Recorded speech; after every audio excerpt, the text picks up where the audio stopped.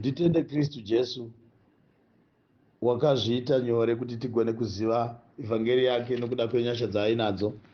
Toda kumurumbidza pauvepo hwake, toda kutenda kubata kunoshamisa kuri muzita ravo. Nhasi regai titore magwaro edu kubva kubhuku yaRuka chapter 10 verse 25 to verse 35.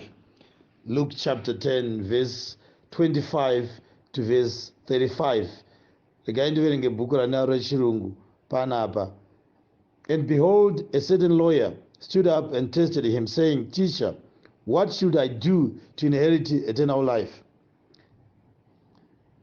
He said to him, What is it written in the law? How does it read to you?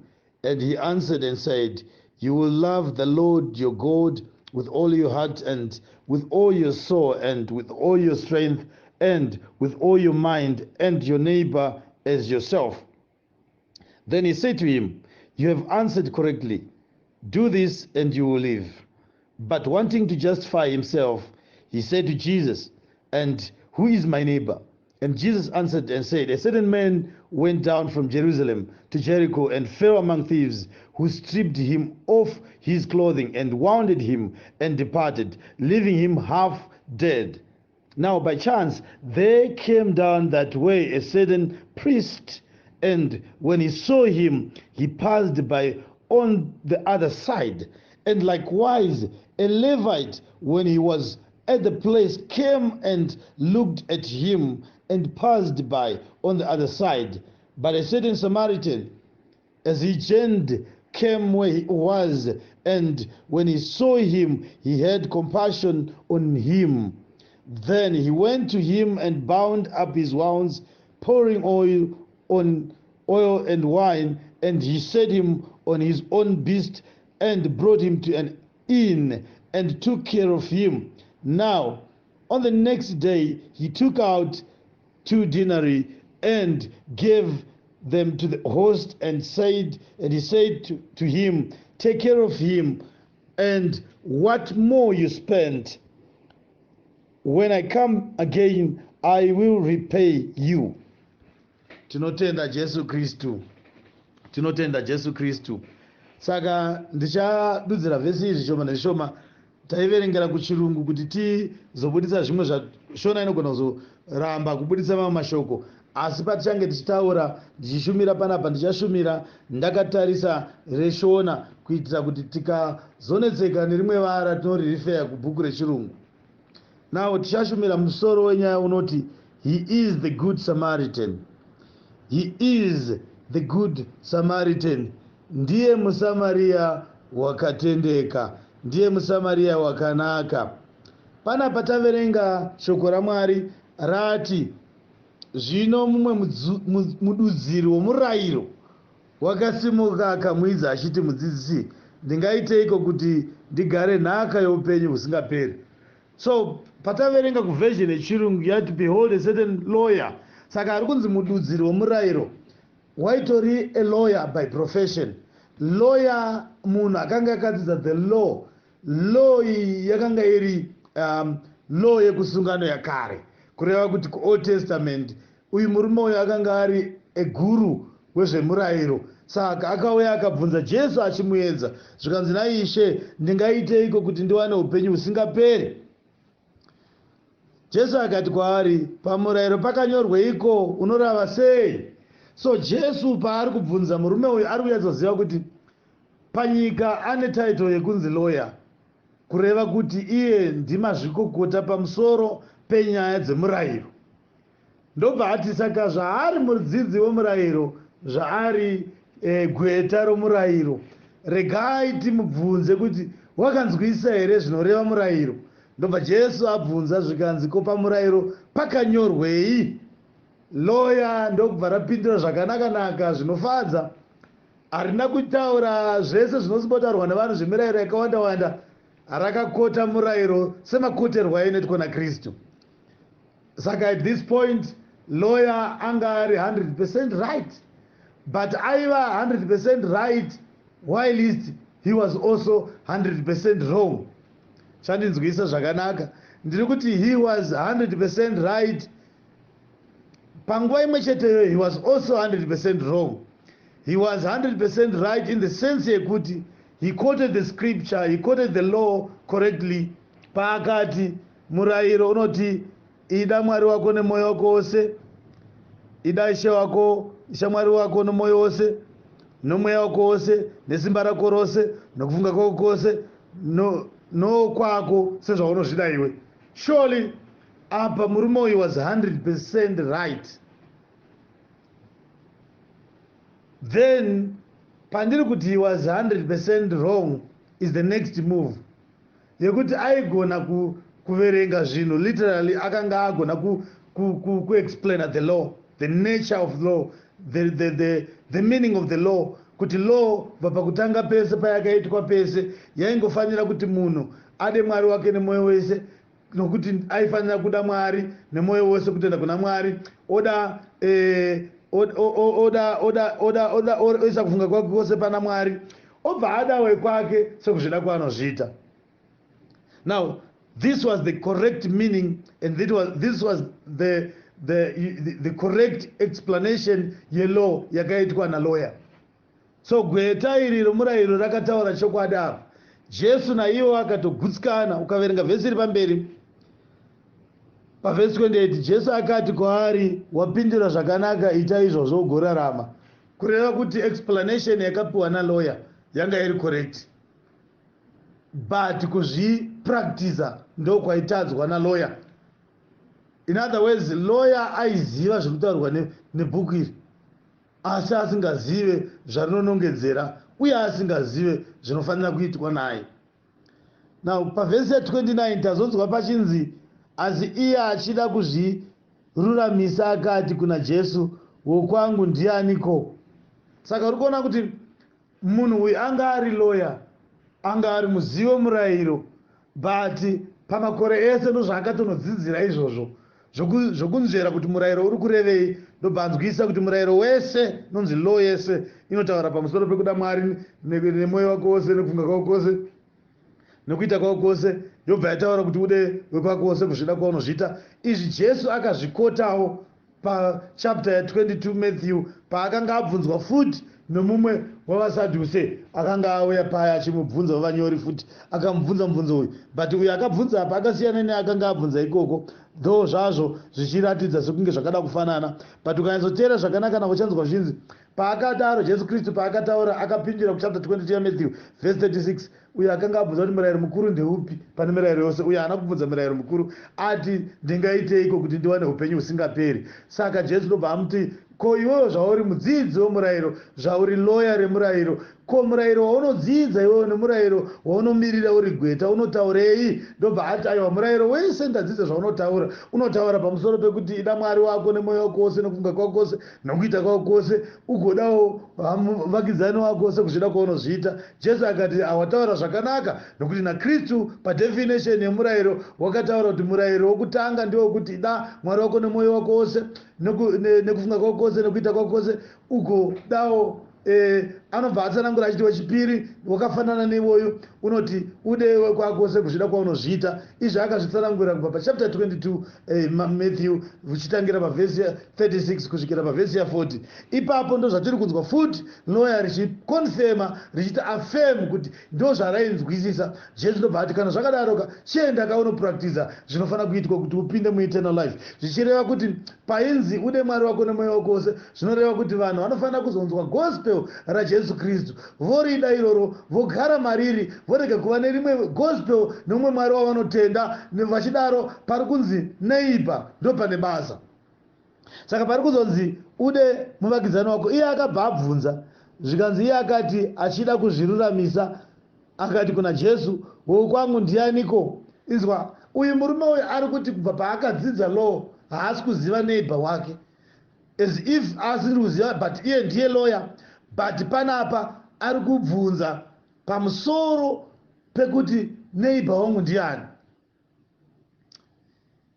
Jesu Kristu anozopindura pamberi, but tisati tasvika paakapindura toda kuti tione kuti ari kunzi neighbor ndiani, ari kunzi neighbor ndiani. So the scribes, vanyori, ndo vaitaura zvemurayiro izvi, vachitaura zvikanzi unoziva here kuti murayiro wakanyorwa, pamurayiro pakanyorwa unzi chii, zvikanzi pamurayiro pakanyorwa nyaya idzi, zvikanzi saka iwe chienda unoita izvozvo. Iye ndobva abvunza kuti handizivi muvakidzani wangu, zvimwe zvese ndogona kuzviita but muvakidzani wangu handimuzivi. Ndobva anzi naJesu Kristu, saka ipapo paita problem.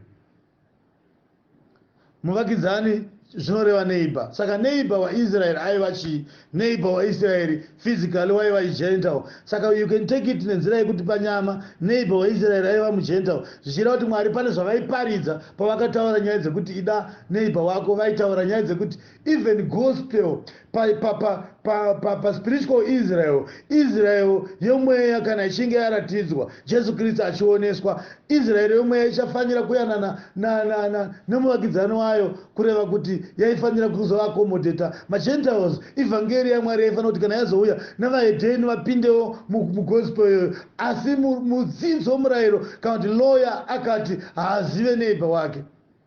So the first point, tichitarisa neighbor waIsrael was a Gentile, ndiye ainzi neighbor. The second point, it is spiritual point. Kana pachitaurwa zveneighbor panenge pachitaurwa zvenyama nomweya, because zvinhu zviviri izvi zvinogarisana, but chimwe chacho muvakidzani wechimwe chacho, because pazvinogara ipapapa zvinorarama semaneighbors. Chimwe chechitatu chiri kutaurwa ipapo is the Old Testament and the New Testament. Paifanira kuzova nehochekoche yekuti Old Testament inofanira kutaura ichigenerata ukama neNew Testament, because zvinotaurwa neOld Testament ndo zvinofanira kupupurwa kana kuratidzwa muNew Testament. So pari kunzi ude wekwako sekuzvida kwaunozviita, zviri kureva kuti Jesu Kristu pamurayiro iwoyu paitaurwa nyaya dzekuti Old Testament inofanira kurifea zvainotaura to New Testament, and New Testament ndiyo zvaitaurwa naOld Testament, meaning kuti Old Testament anofanira kuyana na New Testament his neighbor, because iye vane ukama pakuti zvaanotaura ndo zvinofanira kuti zvisadziswe naNew Testament. Saka ndo zvaifanira kutaurwa kuti nyama pakuburuka kwake panyika anoita sekuti ndiye akatanga kusikwa, but haana kutanga akasikwa, akatanga kusikwa ndi mweya mutsvene. But ukazvitarisa pakagadzirwa, pakaitwa formed nyama, panonzi nyama yakatanga kugadzirwa, mweya ndobva afemerwa. Saka nyama anofanira kuyanana futi naneighbor wake mweya mukati. Pakuuya kweshoko raJesu Kristu panofanira kuzoita hocheko chekuti mweya mutsvene anofanira kuponeswa oponesawo nyama yake. Kana zvadaro panenge pane pakuparidzika vhangeri rekuti udewe kwako sekuzvida kwaunozviita. Saka murayiro uri kunzi wakanyorwei, zvikanzi nemukuru uyu wakanyorwa unzi dawa kwako nezvimwe zvezvaataura izvi, zvichireva kuti pamurayiro wese zvaunoreva pavhesi iyoyo pari kutaura kuti murayiro wese wainongedzera Kristu Jesu, murayiro wese wainongedzera zvakataurwa naKristu Jesu, waitaura pamusoro paKristu Jesu. Unozviona kubhuku yaRuka chapter 24 vhesi ya17 panonzi ipapo akatanga kuna Mozisi navaprofita vose akavadudzirira zvakanyorwa pamusoro pake mumagwaro ose. Saka Jesu ndiye akanga akanyorwa mumurayiro. Saka paakabvunzwa kuti murayiro wakanyorwa kunzi chii, aribvunzwa nedimikira naJesu kuti chii chinofanira kuti uponeswe, because iye anga ari lawyer. In other words, anga ari guru remurayiro, anga ari mukuru wokuziva zvemurayiro, anga ari muzivi wemurayiro, aifanira kuinterpreta murayiro zvaunoreva. Saka akazogona kuinterpreta murayiro kuti murayiro unonongedzera Kristu, unenge wafailure pakupinda mueternal life. Ndosaka uyu lawyer akauya akabvunza kuti ndingaitei kuti ndipinde muusha hwaMwari.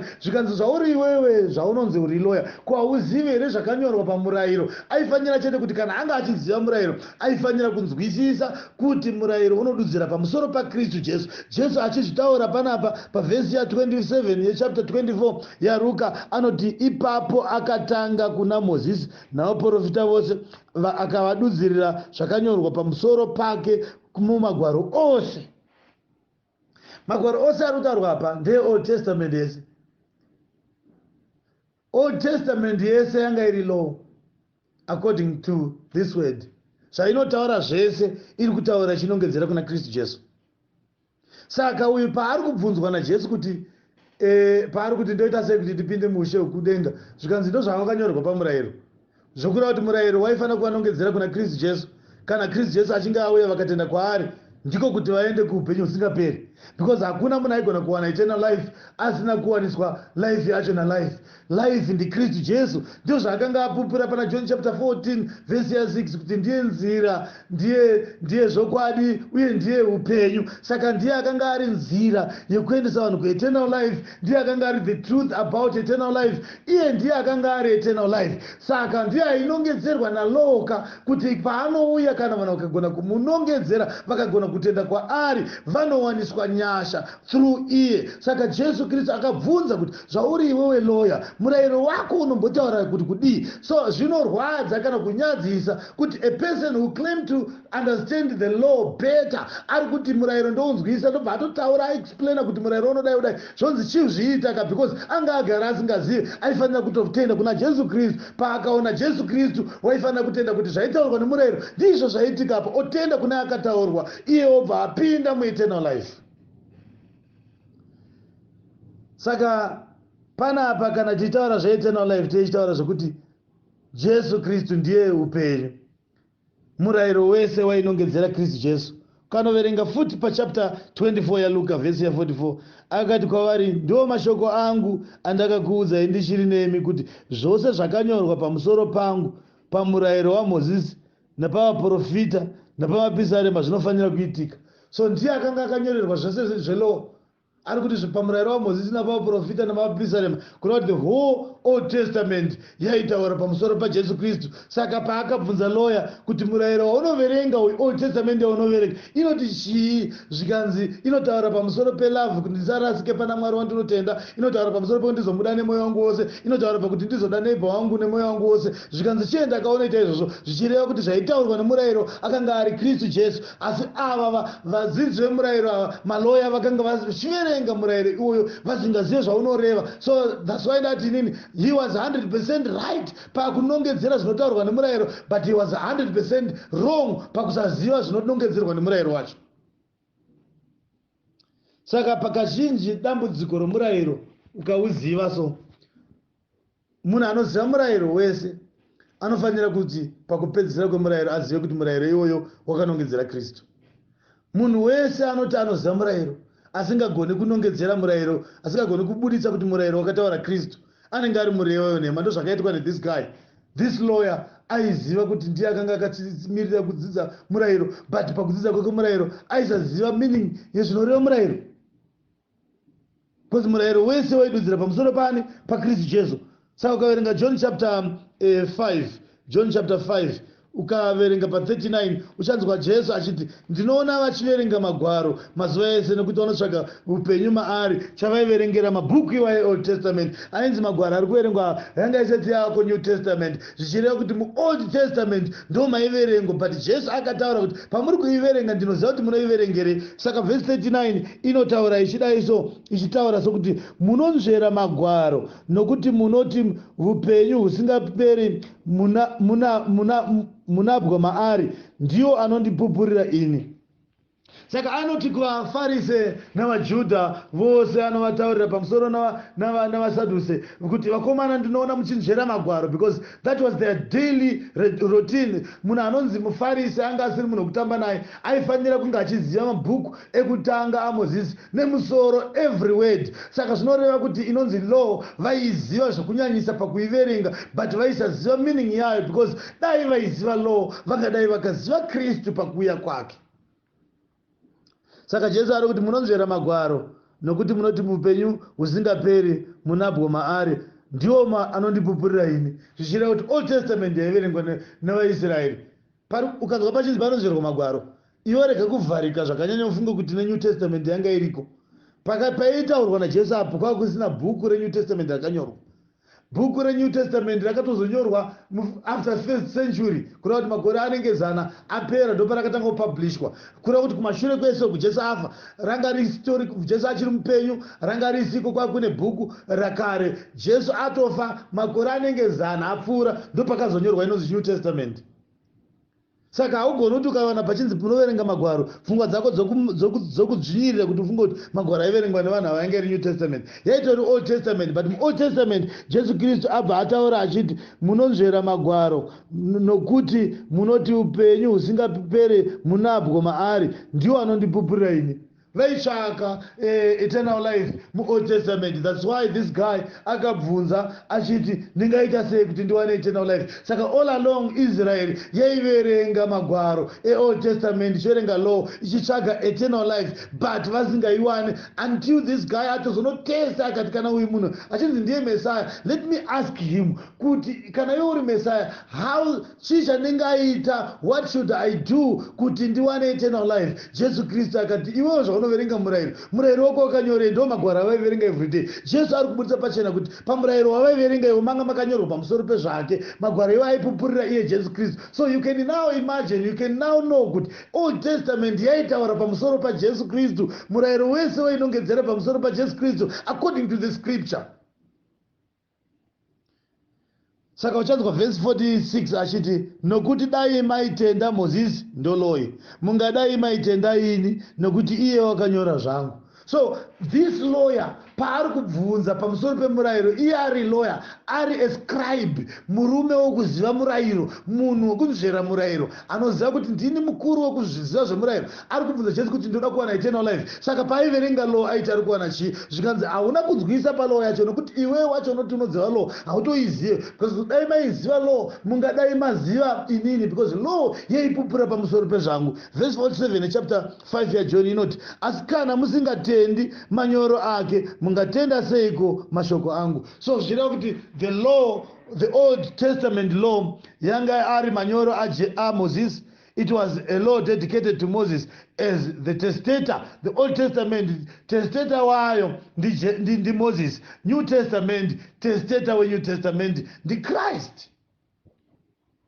Saka uchinzwa John chapter 1 verse 17 ichiti nokuti murayiro wakauya naMozisi, nyasha nezvokwadi naKristu. Uri kuona kuti vanhu vaviri ava vari kurepresenta two dispensations but zvichitaura chinhu one. So Moses is the type of Jesus Christ in the Old Testament, but ndiye ari kutaurwa akarepresenta the law, but Christ is the testator of the New Testament, nokuti ndoko akutaura Mwari vachisvika information yavo yakusvikira muna Kristu. Vada kunzwa Mwari vanotoenda through Christ and nobody else. Haugone kunzwa Mwari kunze kwakunzwa muna Kristu. Saka ukasanzwa evhangeri raKristu haugone kuzonzwa futi kutaura kwaMwari kuNew Testament, because testament iyoyo ndeyaKristu. It is a testament dedicated for Christ or to Christ.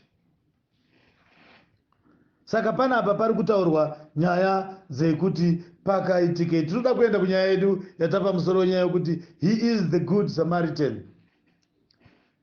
Saka ukaverenga kuti bhuku iroro rese rinonzi Old Testament rakanga risina kumbonyorerwa umwe munhu, but pazvese zvarakanga rakanyorwa rakanga richitaura pamusoro paJesu Kristu. Zvinokubatsira kuti uzive kuti eternal life hayaiwanikwa kuOld Testament kana vanhu vasati varadzwa Kristu. Saka hakuna akambowana upenyu husingaperi before Christ, but Kristu ndiye akaita kuti vanhu vose marisi ese kubva kumunhu wokutanga kusvika kuna kupedzesera vawaniswe nyasha, because iye ndiye akanga akatakura upenyu hwekusingaperi. Saka uchanzwa John chapter 3 verse 16 ichiti Mwari vakada nyika nokuda kwaizvozvo vakazotuma mwanakomana wavo akaberekwa ari mumwe oga, haana twin, haana sister, haana mumwe anoti inini ndinogona kupinza vanhu neimwe backdoor neimwe nzira. Saka vanhu vose vaifanira kutenda kuna Jesu Kristu kuti vawane upenyu husingaperi. Saka zvonzi naizvozvo anotenda kwaari achava neupenyu, but upenyu husingaperi. Saka uchaona kuti kana munhu asina kumbobhilivha, asina kubvira akatenda muna Jesu Kristu, haagoni kutaura nyaya dzeeternal life. So Jesu Kristu paari kurefer this lawyer guy ari kumuti iwe pamurayiro wako pakanyorwa kunzi chii, in terms of eternal life, murayiro wenyu uri kukutaurira here kunowanikwa eternal life, because murayiro ukasanongedzera Kristu vanhu havagoni kusvika kueternal life. So the law inofanira kupointa kuna Jesu Kristu. Kana yapointa kuna Jesu Kristu vanhu vowana life, because upenyu huri muna Jesu Kristu. So panapa pataa kuverenga, ukanoverenga Romans chapter 1 verse 1 kusvikira pavhesi ya 4, Pauro muranda waKristu Jesu wakadanwa kuti ave muapostori wakatsaurwa evhangeri yaMwari yakapikira kare navaprofita vake mumagwaro matsvene. So evhangeri yaKristu ndo yakapikirwa kare muvaprofita mumagwaro matsvene. Ainzi magwaro matsvene, it was that Old Testament zvaipikirwa imomo akanga ari Kristu. Saka uchaona kuti zvomwanakomana wake wakabva kurudzi rwaDhavhidhi panyama ndo evhangeri yaipanzwa neOld Testament iyoyo. zvikanzi wakaratidzwa nesimba pamweya woutsvene kuti ndiye mwanakomana waMwari nokumuka kwake kuvakafa ndiye Jesu Kristu Ishe wedu. Saka evhangeri Old Testament, the Old Testament law, raiva evhangeri rokunongedzera Kristu. That's why pataverenga paparable Good Samaritan kuna achangotibata kuchapter 10 Luke verse 25, tanzwa eloya ashuya achibvunza kuti mudzidzisi ndoita sei kuti ndiwane eternal life. Saka eternal life ikanzi naJesu, iwo zvauri mudzidzi womurayiro, ko murayiro wako wakanyorei concerning the eternal life. Saka zviri kuda kuti law inotaura pamusoro pe-eternal life. Haugone kushayiwa eternal life mulaw, unofana kuwana eternal life mulaw. Saka eternal life chi? Eternal life is Jesus Christ. According to John chapter 3 verse 16, Mwari wakada nyika naizvozvo vakatuma mwanakomana wavo, vakapa nyika mwanakomana wavo wakaberekwa ari mwoga kuti ani naani anotenda kwaari ave noupenyu husingaperi. So in Jesus Christ ndo matinowana inonzi eternal life. Hatigoni kuwana eternal life kunze kwaJesu Kristu. Saka panapa pari kunzi ndo zvakanga zvakanyorwa mumagwaro izvi. Evhangeri yakanga yakapikirwa kare naMwari, yakapikirwa kare navaprofita vake mumagwaro ose, zvomwanakomana wake wakabva kurudzi rwaDhavhidhi panyama, wakaratidzwa nesimba pamweya woutsvene kuti ndiye mwanakomana waMwari nokumutswa kwake kuvakafa ndiye Jesu Kristu Ishe wedu. So hatigone kutaura nyaya dzeshoko, hatigone kutaura nyaya dzekuti Old Testament law tisina kuona pamagumo paye painosvikapo tofanira kunosvika pa-eternal life. So the law must lead us to eternal life. And how does the law lead us to eternal life? It is when the law points to Jesus Christ.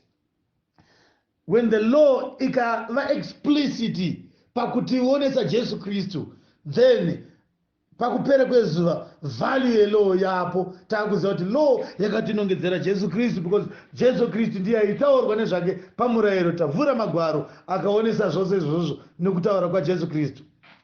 Now toda kudzokera kushoko raMwari pavhesi yatanga taenda, tatatosvika Jesu Kristu akuti uyo murume abvunza kuti handisiye neighbor wangu, chinzwai zvataurwa naJesu. Abva ataura dimikira pamberi pacho, zvikanzi Jesu akapindura akati, mumwe munhu wakabva Jerusarema akaburukira Jeriko, akawirwa namakororo, akamupamba nguo, akamurova, akaenda ndokumusiya oda kufa.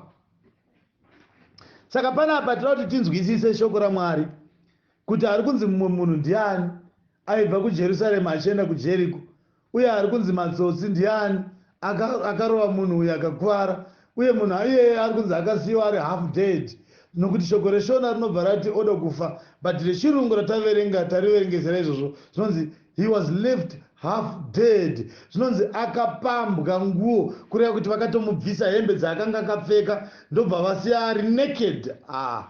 Glory be to Jesus. Saka ukaverenga vhesi yandaverenga iyi, panapa ari kunzi a certain man, panapa according to the scripture is Adam. Adam ndiye ari kunzi murume wakanga achibva Jerusarema achienda Jeriko. Saka panapa Jerusarema ngatitorei the place of his inhabitants, kwaaigara mubindu apa achida kuenda kunyika yachipikirwa, because Jeriko yanga iri guta rakanga riri munzvimbo munyika ine Kenani. Ndo saka uchinzwa Joshua paya paakanga oda kupinda muKenani, ndo guta raakatumira vasori kundoona iroro kuti endai mundoona vakandogara mumba maRakabhi chivere vanga vari muguta reJeriko. In other words, ndo guta ravakanga vakapromiswa munyika maavanga vapromiswa kuti muKenani ndo maionekwa Jeriko. Saka tichitaura Adamu achisikwa, akasikwa kuti achinge ararama panzvimbo yaanopiwa naMwari aendeswe kupromised land, which happens to be his Canaan. But pakuda during this course pari kunzi munhu iyeye waibva kuJerusarema achida kuenda kuJeriko, ndo paakarohwa pakati apa, ndobva zvanzi akarohwa nematsotsi. Ini ndiri kuti that man, the man ari kutaurwa nezvake panapa, a certain man ari kutaurwa nezvake, who went down from Jerusalem was Adam. Adam ndiye akanga ari murume ari kutaurwa nezvake apa. Zvino aibva kuJerusarema achienda kuJeriko. Jeriko mazuva ano iri kunyika inonzi Palestine. Mazuva ano nyika iyo vanoti West Bank. Ndoku nzvimbo yayako kumazuva ano. Kareko Jeriko raiva guta rakanga riri muKenani, nyika yakapiwa vaIsraeri naMwari.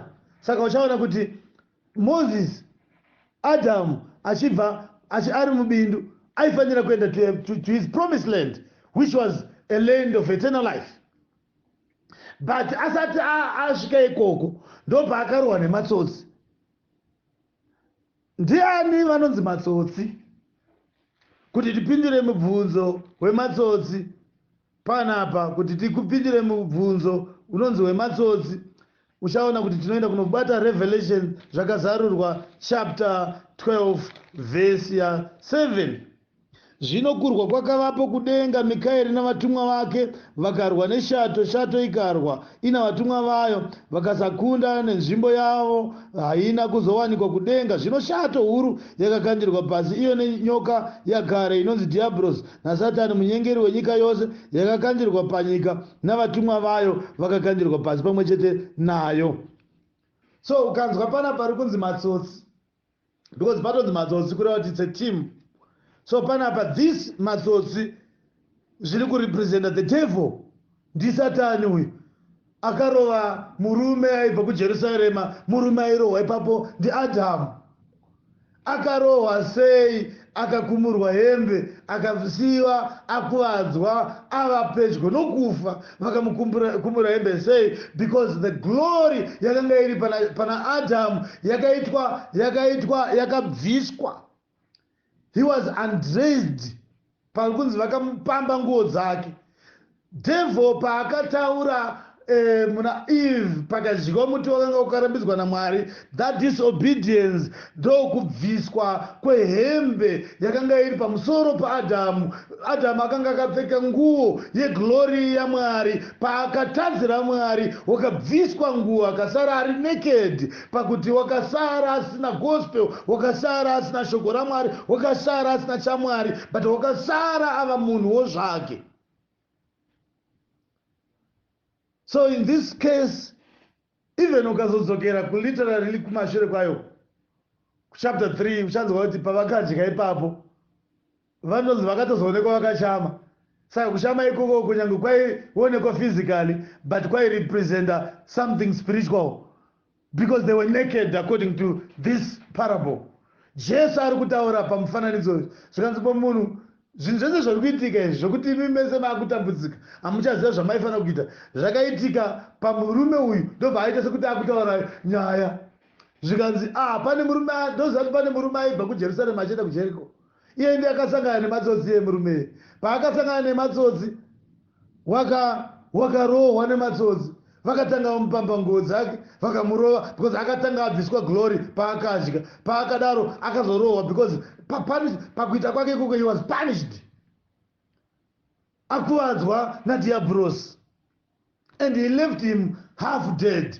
Saka chiri kunzi half dead panapa, ukanyatsotarisa zvakanaka na uchaona kuti Adam paakadya muti haana kufa physically, wakafa spiritually, kureva kuti mweya wake wakafa, nyama yake ikasara. So the scripture pairi kuti he was left half dead, zviri kureva kuti uchimutarisa so waifunga kuti mupenyu, because aita sekuti achiri kupaka nyika, because there was still hope. Haana kufa zvokufa, pakasara paine tariro yekuti munhu uyu akazowanirwa zvinorapa, anogona kumutswa. Chinorapa chacho ndo chainongedzerwa nalaw, chinorapa ichocho ndo chaifanira kuzouya kana chichinge chauya chikasvika. Chinofanira kuti chiponese uyu munhu akakuvara, because haasati afa, wakafa mumweya but nyama yake imhenyu. Saka panodiwa solution kuti adzoserwe kuupenyu. So this man was left half dead. NdiAdhamu iyeye. Saka matsotsi tataura kuti ndiSatani nemaangels ake.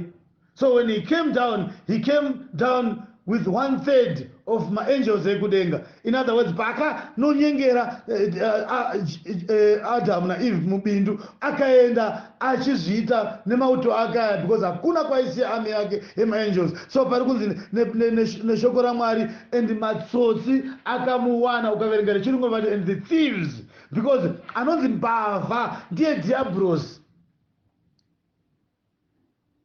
Anonzi mbavha ukaverenga panapa pari kunzi neversion yechirungu and Jesus answered and said, a certain man went down from Jerusalem to Jericho and fell among thieves who stripped him of his clothes.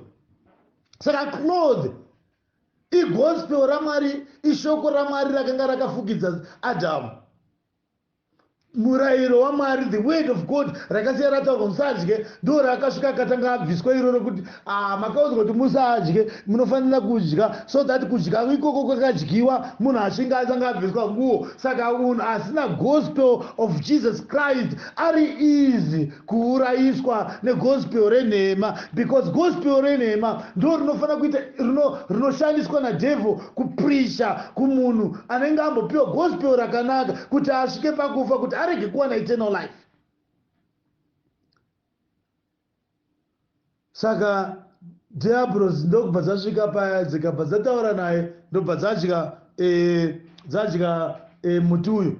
Saka pari kutaurwa panapa kunzi thieves, pari kutaurwa diablos namachinda ake. Saka ukaverenga John chapter 10 verse ya 10, Jesu Kristu wakabudisa kuti mbavha idzodzo dzaiva ani, mbavha iyoyo yaiva chii, because shoko rati and rechirungu rabva rati and fell among thieves, zvichireva kuti dzadziri mbavha, iye mbavha yacho aiva nemachinda ake. Ndosaka dziri kunzi dzakawanda, because paakatoba iye akaba aine timu yake yemaangels aya akadonha nawo. Saka chapter 10 verse ya 10 inotaura kuti kudini pamusoro pembavha. Ukaverenga zvinonzi mbavha inongouya kuti ibe nokuuraya nokuparadza, ini ndakauya kuti ave noupenyu uye ave noupenyu hwakawanda. Saka uchaona kuti mbavha ndidiablos, ndiye akasangana nemurume anga achibva muJerusarema achienda kuJeriko, and murume anga ari Adamu, anga ari destined kuenda kunyika yaMwari, kubva panyika yakasikirwa aifanira kuzoenda munyika iri promised, nyika yeupenyu husingaperi. But mbavha ndobva yauya ikatanga yamukatanura nguo dzaakanga apfekedzwa naMwari, which was the gospel of God. Shoko raMwari rakanga rakapfekwa naAdamu rakatanga rabviswa paakaudzwa kunzi imimi kana mukadya hamutongofi. Zvoreva kuti vakabvisa gospel raMwari vakapfekedzwa gospel renhema. Saka akamukwadza iye diablos, ndobva amusiya ari half dead, because Adamu wakafa spiritually akasara achirarama physically. So shoko rabva rati and was left half dead. Tiri kutanza musoro wenyaya unonzi he is the good Samaritan. Watiri kuti he is the good Samaritan panapa ndiJesu Kristu. Uchazviona kana shoko rako kumubudisa pachena. So he was stripped off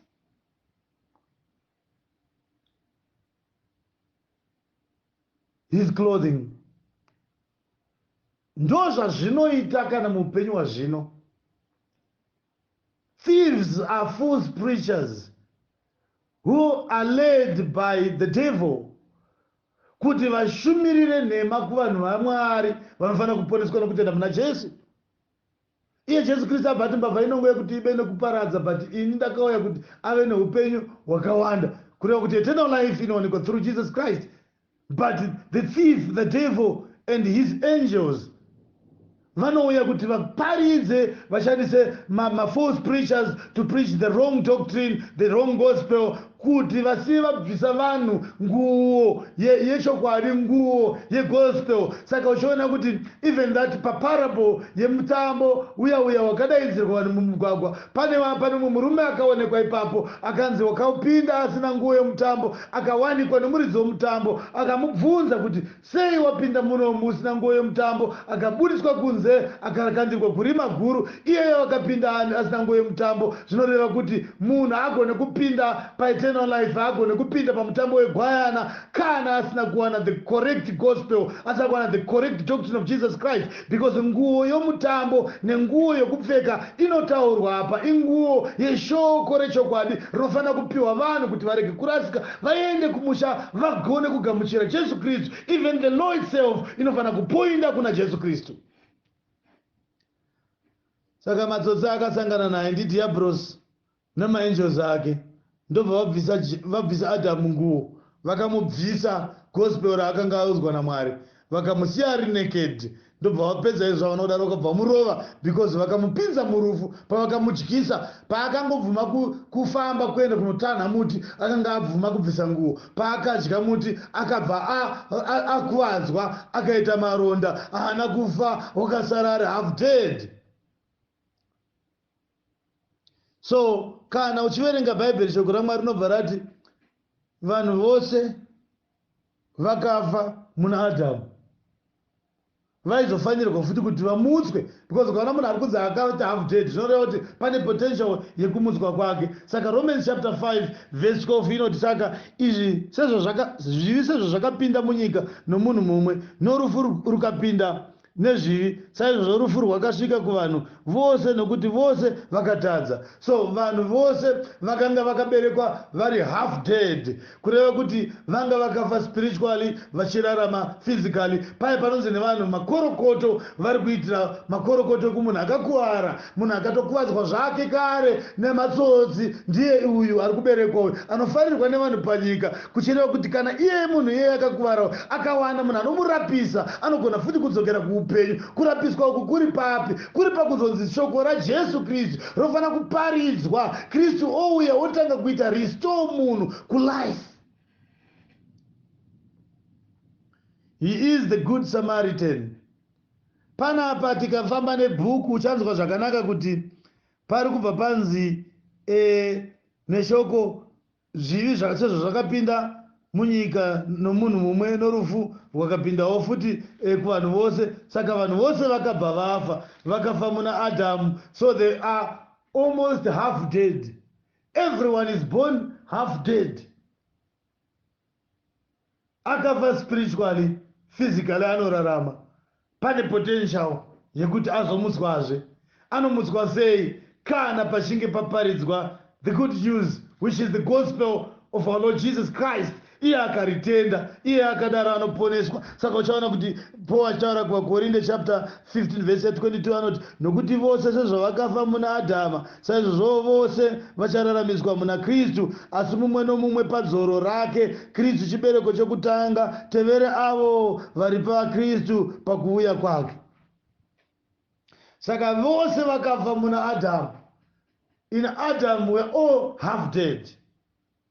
Takarohwa nematsotsi, takarohwa nasekuru vedu Adhamu, vakarohwa vakatenda kugospel rekunyepa, ndokubva vakuvara. Zvavakakuwara izvozvo vanoratidza pachena kuti makuwariro avakaita ari kuda nyasha dzemweya waMwari kuti pawaniko unovarapisa. Zvichida vakarapwa, vanogona kumuka. Vanorapwa sei? Vanorapwa kana pachinge pauya the good Samaritan.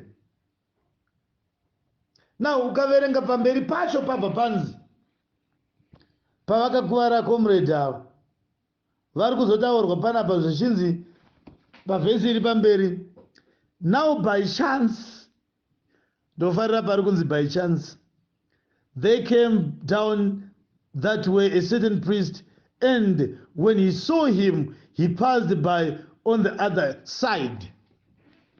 Saka panapa tina Adamu akakuwara, asiwo asina hembe, atokuvadzwa, asi ari kukakavarika, ropa riri kubuda, ari kuda help. Then pari kunzi pakauya muprista. Saka panapa muprista chii? Panapa pari kududzira kuti a priest iyeyeye murayiro.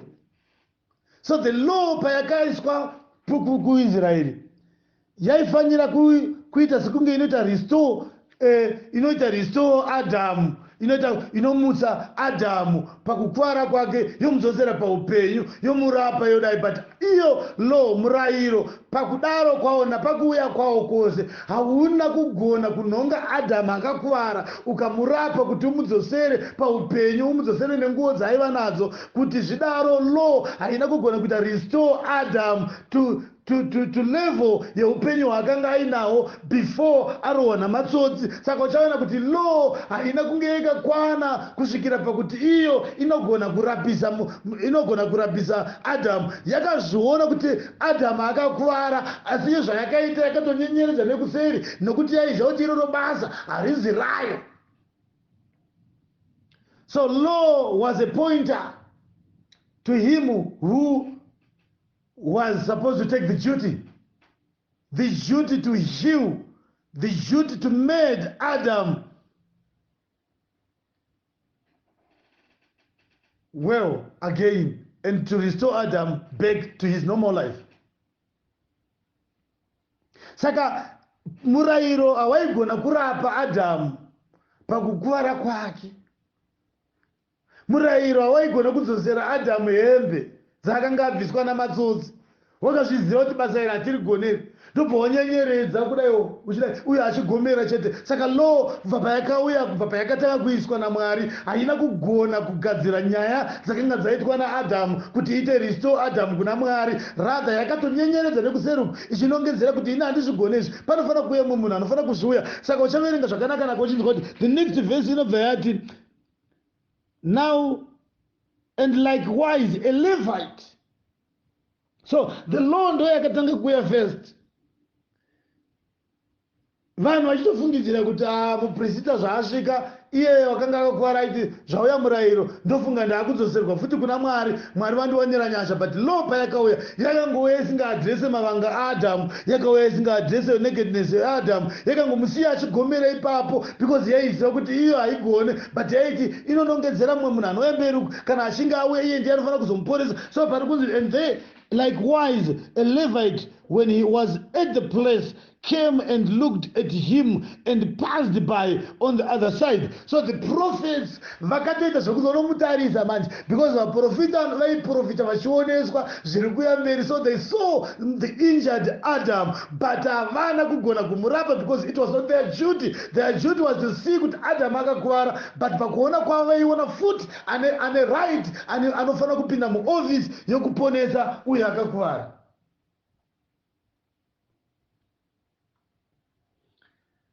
Saka panapa, the priest represents the law.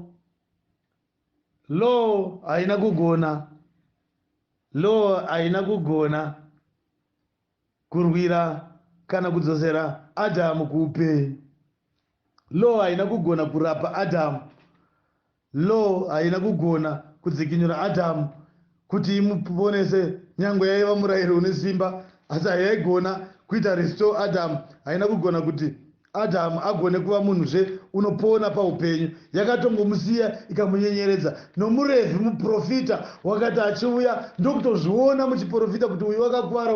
Vaprofita vaiudzwa nezvekuti kunauya Mesaya anofanira kuzodzosera vana vaIsraeri kuna Mwari, zvaizviona izvi. But ivo havai pakuona kwavo muchiprofita ichese hachina kugona kuita restore, hachina kugona kurapa mavanga anga ari kuna Adamu, hachina kugona kupfekedza Adamu nguo, because pane munhu akanga akafanirwa nekuita basa iroro. So tikanoverenga book ya Romans chapter 8 verse ya 3 uchaona kuti pane zvinhu zvinofanira kuti zvitariswe ipapo. Verse ya 3, nokuti zvakanga zvisingagonekwe nomurayiro pakushayiwa kwawo simba nokuda kwenyama, Mwari pakutuma kwake mwanakomana wake nomufananidzo wenyama yezvivi nokuda kwezvivi wakapa mhosva zvivi zviri munyama. So urikuona here kuti the reason why nyama yakambosara iri mhenyu zvaitira kuti nyama inofanira kutanga yauya ichiaccuswa. Panouya Kristu inofanira kuziva kuti isusu inofanira kufila guilty kuti imutse neighbor wayo. Saka pakapanzi udai neighbor wako, nyama yaifanira kuzviziva kuti inini ndiri mupenyu but ndine mhosva nekuti ndine imwe hama yangu yakafa yandinogara nayo panapa, yakakwara panapa. Inofanira kuti imutswe, inofanira kuaccepta kuti ndine mhosva. saka chaifanira kuaccepta yaiva nyama yaifanira kubvuma. Kana yabvuma yopiwa mhosva iyo nyama. Kana nyama yabvuma kudaro yopiwa mhosva. Kana yabvuma kuti yapiwa mhosva yotenda kuna asina mhosva Jesu Kristu. Kana yatenda kuna Jesu, Jesu omutsa neighbor wenyama kuti adzosere kuupenyu. Saka uchaona kuti pari kunzi murayiro, nokuti zvakanga zvisingakwanisiki nomurayiro, kureva kuti law yanga iri powerless to restore Adam. Law yanga isingagone kuti irape Adam. Nyange yaivapo but yanga isingagone, but yainongedzera kuna anouya mberi kwayo. Saka you cannot take law uchifunga kuti law ichafanira kukuponesa. Unofanira kutarisa zvinonongedzerwa nelaw kuti uende kwazviri unoponeswa. Saka panapa uchaona kuti patiri kuvhura pamberi pacho uchaona kuti even ukatora Romans chapter 7 verse ya 13, Romans chapter 7 verse ya 13, uchaona kuti panotaurwa nyaya kubva verse ya 13, nokuti chipikirwa chokuti uchava mugari. Verse ya 13, Romans chapter 7 verse ya 13, ko zvino zvakanaka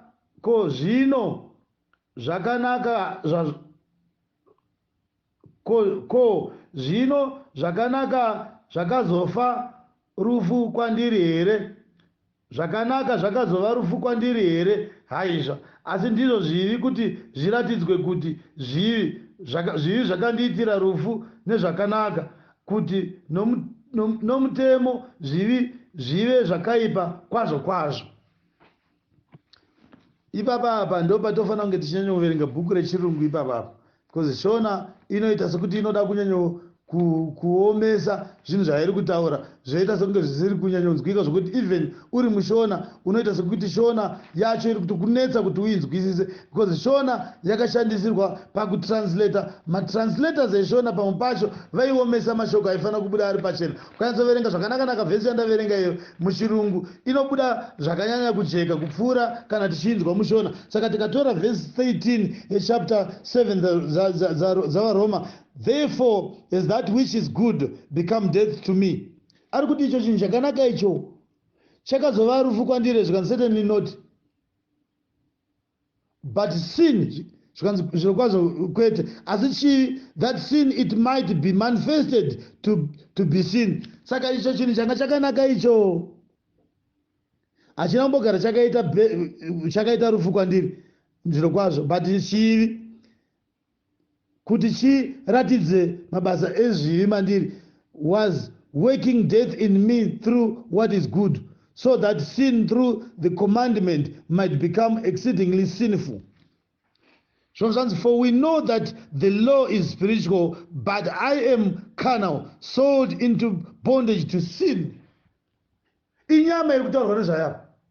Paul ari kuti I am carnal, ari kutaura kuti nyama, achiti ndozvati murayiro uri spiritual. Kana achiti the law is spiritual, zviri kureva kuti the meaning of the law is not physical.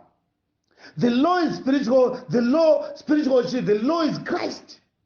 It's pointing to Christ, which is spiritual. But inini Paul nenyama yangu ini ndiri bondage, because pane pataurwa na Romans chapter 8 kuti Mwari wakapa mhosva kunyama, saka nyama yakasara ichirarama, kuti nyama kana yasara ichirarama, kana pakuda kugadzirwa restoration yamweya, panofanira kutanga pabvumwa nenyama kuti takatadza.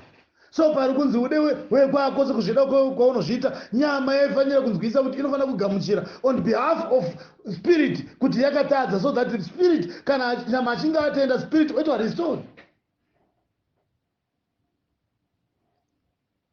Glory be to Jesus.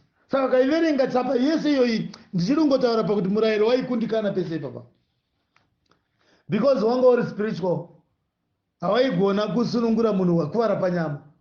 Saka uchaona kuti zvinhu zvose zviri kutaurwa panapa, pakutaurwa zvekunzi murevhi wakauyawo ndiye profeti watataura, auyawo akangoprofita zvokuzoyeko mwanakomana Israeri yakazodai, havana kumboti hakuna profeti akati Israeri maitwa restored zvamaiva muri muEden, hazvina kugonekwa izvozvo. Even the prophets vakaprofita, because vese vaiprofita for the coming of the good Samaritan who happens to be Jesus Christ, aifanira kuti kana achinge auya iye muSamaria wakanaka worapa wogona kurapisa uyo wakakuvara, kana akakuwara arapiswa, iye ndiye aiva nemari yekubhadhara, because law yanga isina price. Nyangwe aiuya muprista achiona Adhamu akakuwara anga asina mari yekumubhadharira chibhadhara. Muprofita kunyangwe aizviona, but paizoda kubhadhara because munhu akakuwara anofanira kubhadharirwa price yekuti arapiswe achengetwe kuini. Izvozvo hazvigonekwe nemunhu asina mari. Saka law nyangwe aizviona, but anga asina mari yekubhadhara. Saka ngatidzokerei kubhuku yedu, todzokera kuchapter iyo yatanga tiri pachapter 10 dzaLuke, toenda pavhesi iri pamberi. Verse 33, but a certain Samaritan, as he journeyed, came where he was, and when he saw him, he had compassion on him. Tofarira nyasha dzaMwari dziri kuratidzwa. Pari kunzi a certain man, a Samaritan, anga achitofambawo zvake. Akanga achifamba achibva kupi achienda kupi. Kaverenga Bible shoko raMwari rinobva rabudisa pachena kuti Jesu Kristu waifamba aiva parwendo, ndiye akafamba, according to John chapter 3 verse ya 13 ne31 verse dzinofanira kutiudza kuti ishokwadi here kuti Jesu akafamba. Ndizvo nokuti Jesu akabva kudenga kuna Baba akauya panyika panapa. Saka kubva kudenga kuya panapa injeni anga ari parwendo irworwo ndopaakaona mukomana anga akakuwara Adhamu. Paakakuwara ipapo akamunzwira tsitsi, paakamunzwira tsitsi chii chaakaita.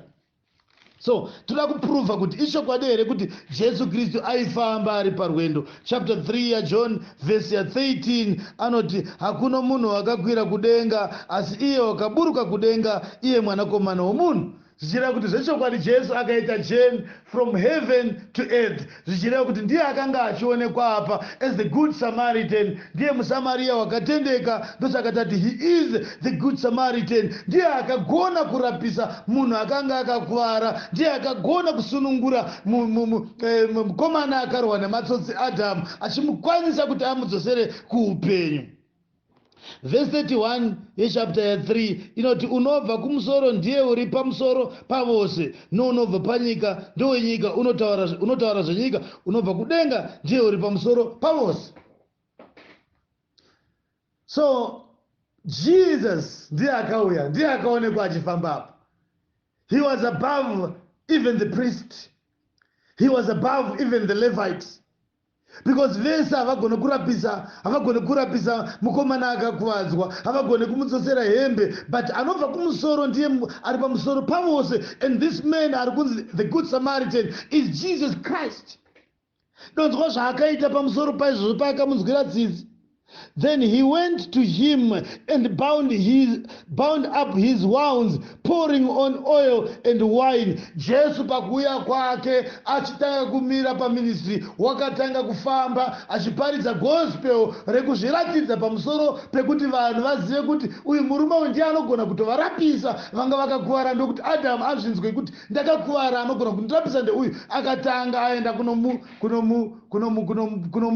kunomuzodza mafuta, ndokumuisa wine, his blood, ndobva amupombera namachira pamarondo ake, kureva kuti he clothed him back again. Apedza izvozvo chinzwa zvaanotaura. Panguva yese paitaurwa shoko naJesu achifamba, aipombera maronda emukomana, achitakura mhosva dzomukomana akakuwara kuti amudzosere paupenyu. Saka ukaverenga pamberi pevhesi iyoyo uchanzwa zvichinzi and he set him on his own back, on his own beast. Zvichireva kuti pamhuka yaakanga ainayo anga ane chipfuwo chaanga ainacho. Ndichachitsanangura chipfuwo ichochi kuti chairevei, but toda kuti tinzive kuti aimbonzi muSamaria anga ari chii. According to the Bible, munhu ainzi muSamaria yanga iri crossbreed yomuJudha nomuGentile.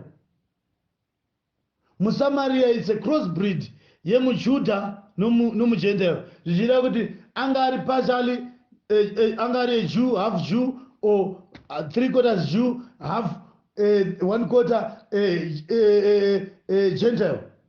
It's a mixture. Yemwana akaberekwa nomuJudha nomuHedeni. Saka ndo vainzi maSamaria, ndo vakanga vagara mutsika dzavo vachitoudzwa nevachida kuti hatidi kutyidzana nemi. Why? Because ivo vakanga vari mixture yemarudzi maviri avo, saka vanga vasingakonsidwe pagenealogy yamaJudha. Vaitonzi ava vanhu vakadzosangana nevamwe vanhu pakati apa, ikava mbeu yakashata. Saka uri kunzwa here kuti Jesu Kristu paari kuuya ari kuratidzwa semuSamaria, munhu wakasangana of a mixed race, zvichireva kuti maari makatakurwa marudzi ose. Hamuna rudzi rwaJudha chete, but maari mune marudzi ose. Saka ukatarisa John chapter 4 verse 9, mukadzi muSamaria aitotaura kuti isusu maSamaria hatizvidzane nemaJudha, because yange iri tsika yekuti a Samaritan anenge ari a mixed race, anenge akasangana muJudha nomuHedeni. Ndo character yaJesu Kristu yaakadzika nayo, kuti maari manga makatakura DNA yevanhu vose vanofanira kusevwa. Ndinotenda Jesu Kristu pakuratidzwa kweshoko ravo. Saka uchaona kuti wakasiya denga rake ndobva auya panyika. Saka paakauya panyika, ipapo ukaverenga John chapter 6 verse ya 38, uchanzwa shoko raMwari richitaura mashoko makuru anoshamisa, anobata upenyu hwedu. Uchanzwa pachinzi nechapter iyoyo, nokuti handina kuburuka kudenga kuti ndiite basa, ndiite kuda kwangu, asi kuda kwawakandituma. So Jesus Christ ndiye murume anga ari parwendo, muSamaria anga ari parwendo, because akatobva kudenga akadzika panapa ari parwendo. Ipapo ndo paakasangana nemukomana akakuwara Adam, paakasangana nemukomana akakuwara akamupombera during his lifetime achiri panyika, waifamba achigadzira maronda, because waitaura nyaya dzekuti vanhu vamutswe vadzidze kuti ndiye aitaura pamurayiro. Saka waitaura kuti vanhu vagare vaalert, kuti vanofanira kuva ready to believe in him. Ndo paaivapombera mara. Saka panapa tasvika pari kunzi wakamutakura pachipfuwo chake. Chipfuwo chiri kutaurwa panapa is the body of Jesus Christ. His physical body ndo iri kutaurwa kuti yakanga iri chipfuwo, because Jesu Kristu waifanira kutanga aunganidza mhaka dzemukomana Adamu kana achinge atora obva azitakura pabhodhi yake. Saka shoko rinobva rati iye wakaitwa zvivi. Iye wakaitwa zvivi kuti isiwe kururama. So chitarisa bhuku paVakorinde chapter 5, Vakorinde vechipiri chapter 5, ngatitangirei pavhesi ya 20 tinzwe kuti pari kutaurwa nenyaya yekuti iye wakaita zvivi. Pari kutaura kuti muviri waJesu waakapfeka ndo wakanga wakatakura mukomana uyo wakakuwara, kuratidza kuti zvivi zvemukomana anonzi Adamu zvakaiswa pamuviri waJesu Kristu, ndobva azvitakura akaenda nazvo. Pari kunzi paini patichatarisa nenguva inouya kuti pari kutaurwei ipapo. Zvonzi neshoko uye chapter 5 ya 2 Corinthians chapter 5 verse 22 verse 21, uyo wakanga asingazivi zvivi wakamuita kuti ave zvivi nokuda kwedu, kuti isu tive kururama kwaMwari maari. So Jesus Christ anga ari sinless, but wakaitwa sin nokuda kwekuti wakatakura zvivi, wakatakura mavanga, wakatakura kurwadziwa kwemukomana uyo anonzi Adamu. Ndobva amuisa pachipfuwo chake, pabhodhi yake, ndobva achitakura, ndobva aenda nacho pacross. Aenda pacross. Unonzwa vaPaul achitaura kwaKorose, anotaura futi kwaKorose achibudisa pachena kuti Jesu Kristu paakatakura rugwaro haana kuzombomira ipapo, wakaenda narwo somewhere kwaakaenda. Wakaenda kupi? VaKorose chapter 2 verse ya 14 tinonzwa shoko richiti, akadzima rugwaro rwakanga ruchirwa nesu pazvirevo zvarwo, ruchipesana nesu, akarubvarura irwo akarubvisa irwo pakati pedu, akarurovera pamuchinjikwa. Saka zviri kureva kuti the moment yakatakura marwadzo, yakatakura masins emukomana anga akakuvara, akamutakata atakura pabhodhi yake, ndo riri kunzi beast panapa, ndo riri kunzi pachipfuwo chake. Ndobva aenda nacho pacross, because akaenda pacross nebhodhi yenyama, ndobva andoroverwa pamuchinjikwa achikuvadzisa zvinhu izvi. Ndo pari kunzi neshoko he went naye kuin. Nyasha dzaKristu ngadzitibatsire tiwanirwe mukana wekunzwa shoko raMwari. Ndosaka uchiona paipo kuti Jesu akuda kupinda muJerusarema, wakatanga ati handipinde imomo muJerusarema ndisina dhongi, because that animal yairepresenta body yake, kuti kana akuenda pacross aifanira kutanga adzika apfeka muviri wenyama. Kana achinge apfeka muviri wenyama iwo ndio unofanira kuenda pacross, kuti vanhu vaende kujerusarema rakataurwa vanofanira kunge vakatakurwa muna Kristu Jesu. Iye ambotanga atakura marwadzo panyama yake, omboirovera, iwo vozotakurwa naKristu pakutenda kwaari kuti vadzokere kumusha. Saka panapa pari kutaurwa nyaya dzeupenyu. Pano pari kutaurwa kuti the good Samaritan is Jesus Christ. Jesu ndiye